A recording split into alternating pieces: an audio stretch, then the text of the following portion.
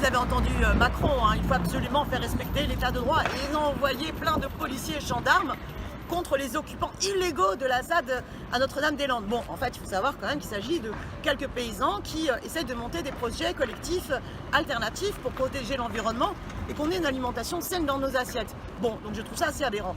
Mais prenons-le au mot, ce président de la République. Moi, je viens de rencontrer une association de commerçants, voilà, qui s'appelle En Toute Franchise. Pourquoi? Parce qu'en fait, au départ, c'était des commerçants d'une franchise et à chaque fois qu'ils étaient en conflit avec cette franchise, eh bien, les dirigeants de la marque leur disaient « Bon, on va se parler en toute franchise ».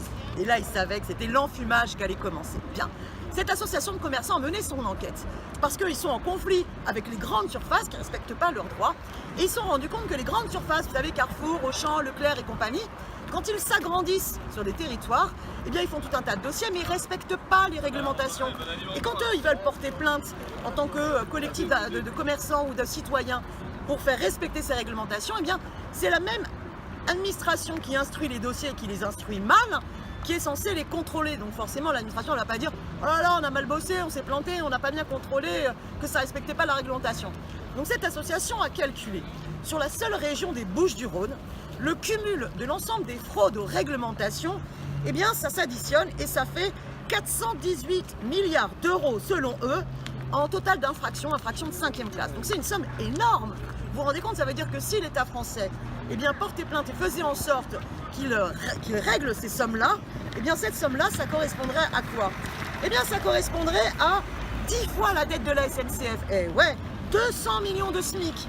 5 années d'impôt sur le revenu, ou encore 30 fois le trou de la sécurité sociale, ou 1 fois et demie les ressources fiscales de l'État français. Donc c'est énorme.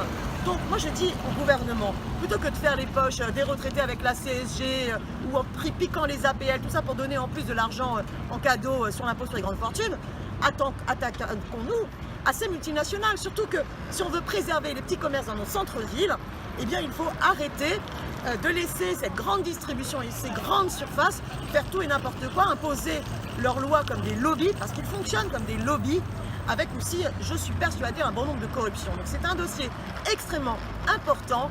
On continue, on lâche rien, on va le suivre.